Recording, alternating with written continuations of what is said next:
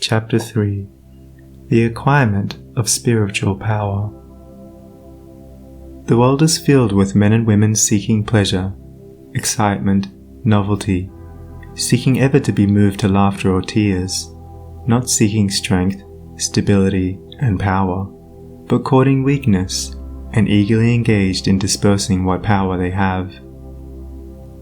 Men and women of real power and influence are few, because few are prepared to make the sacrifice necessary to the acquirement of power, and fewer still are ready to patiently build up character.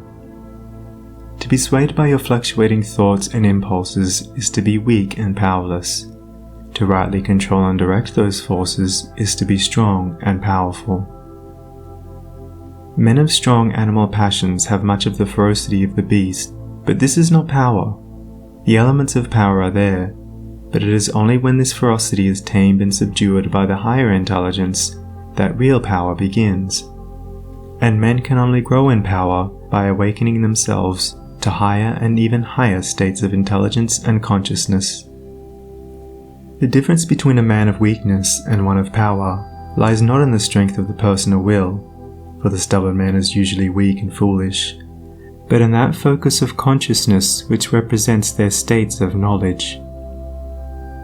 The pleasure seekers, the lovers of excitement, the hunters after novelty, and the victims of impulse and hysterical emotion lack that knowledge of principles which gives balance, stability, and influence. A man commences to develop power when, checking his impulses and selfish inclinations, he falls back upon the higher and calmer consciousness within him and begins to steady himself upon a principle. The realization of unchanging principles in consciousness is at once the source and secret of the highest power. When, after much searching and suffering and sacrificing, the light of an eternal principle dawns upon the soul, a divine calm ensues, and joy unspeakable gladdens the heart. He who has realized such a principle ceases to wander, and remains poised and self-possessed. He ceases to be passion's slave, and becomes a master builder in the temple of destiny. The man that is governed by self, and not by a principle, changes his front when his selfish comforts are threatened. Deeply intent upon defending and guarding his own interests, he regards all means as lawful that will subserve that end. He is continually scheming as to how he may protect himself against his enemies, being too self-centered to perceive that he is his own enemy. Such a man's work crumbles away, for it is divorced from truth and power. All effort that is grounded upon self perishes. Only that work endures that is built upon an indestructible principle. The man that stands upon a principle is the same calm, dauntless, self-possessed man under all circumstances. When the hour of trial comes, and he has to decide between his personal comforts and truth, he gives up his comforts and remains firm. Even the prospect of torture and death cannot alter or deter him. The man of self regards the loss of his wealth, his comforts, or his life as the greatest calamities which can befall him. The man of principle looks upon these incidences as comparatively insignificant, and not to be weighed with loss of character, loss of truth. To desert truth is, to him, the only happening which can really be called a calamity. It is the hour of crisis which decides who are the minions of darkness, and who the children of light. It is the epoch of threatening disaster, ruin, and persecution, which divides the sheep from the goats, and reveals to the reverential gaze of succeeding ages the men and women of power. It is easy for a man, so long as he is left in the enjoyment of his possessions, to persuade himself that he believes in and adheres to the principles of peace, brotherhood, and universal love. But if, when his enjoyments are threatened, or he imagines they are threatened, he begins to clamor loudly for war, he shows that he believes in and stands upon, not peace, brotherhood, and love, but strife, selfishness, and hatred. He who does not desert his principles when threatened with the loss of every earthly thing, even to the loss of reputation and life, is the man of power, is the man whose every word and work endures, is the man whom the afterworld honors, reveres, and worships. Rather than desert that principle of divine love on which he rested, and in which all his trust was placed, Jesus endured the utmost extremity of agony and deprivation, and today the world prostrates itself at his pierced feet in rapt adoration. There is no way to the acquirement of spiritual power except by that inward illumination and enlightenment which is the realization of spiritual principles, and those principles can only be realized by constant practice and application. Take the principle of divine love, and quietly and diligently meditate upon it with the object of arriving at a thorough understanding of it. Bring its searching light to bear upon all your habits, your actions, your speech and intercourse with others, your every secret thought and desire. As you persevere in this course, the divine love will become more and more perfectly revealed to you, and your own shortcomings will stand out in more and more vivid contrast, spurring you on to renewed endeavor. And having once caught a glimpse of the incomparable majesty of that imperishable principle, you will never again rest in your weaknesses, your selfishness, your imperfection, but will pursue that love until you have relinquished every discordant element and have brought yourself into perfect harmony with it. And that state of inward harmony is spiritual power. Take also other spiritual principles, such as purity and compassion, and apply them in the same way.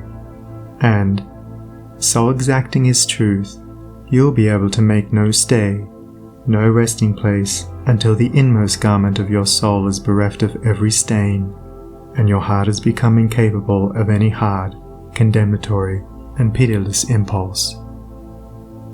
Only in so far as you understand, realize, and rely upon these principles, will you acquire spiritual power, and that power will be manifested in and through you in the form of increasing dispassion, patience, and equanimity. Dispassion argues superior self-control. Sublime patience is the very hallmark of divine knowledge, and to retain an unbroken calm amid all the duties and distractions of life marks off the man of power. It is easy in the world to live after the world's opinion. It is easy in solitude to live after our own.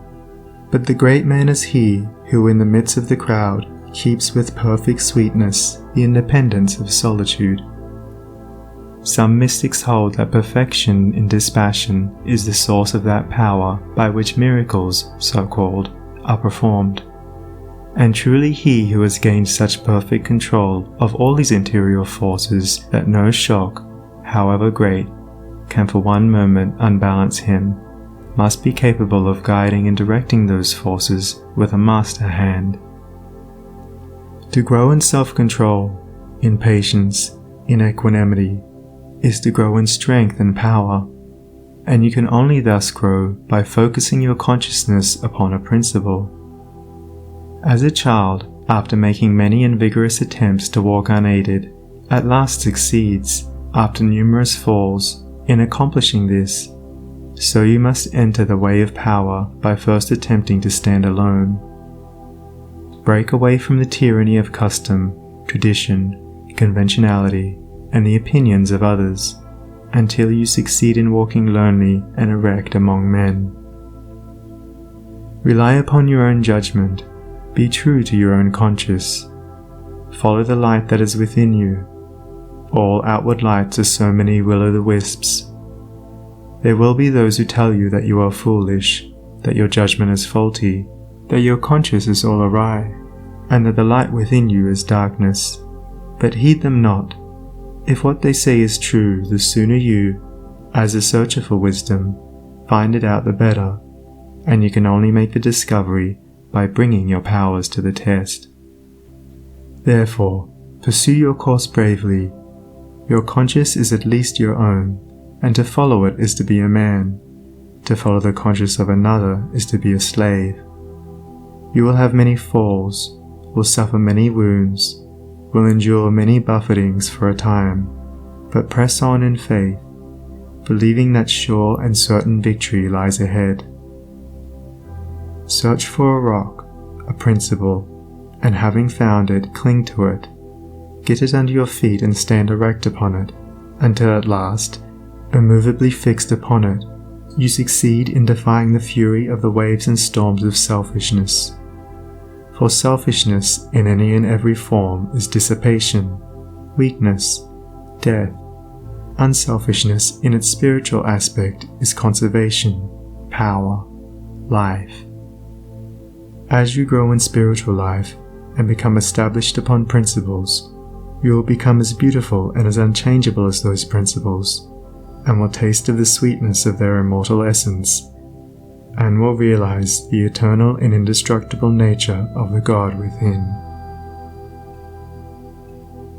No harmful shaft can reach the righteous man, standing erect amid the storms of hate, defying hurt and injury and ban, surrounded by the trembling slaves of fate.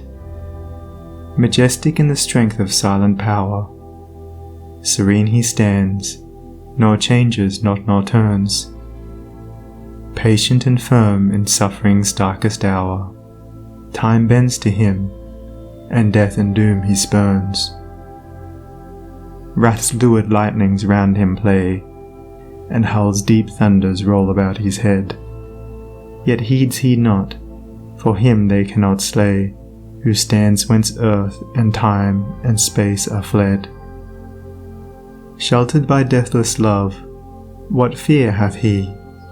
Armoured in changeless truth, what can he know of loss and gain? Knowing eternity, he moves not whilst the shadows come and go. Call him immortal, call him truth and light and splendour of prophetic majesty, who biddeth thus amid the powers of night, clothed with the glory of divinity.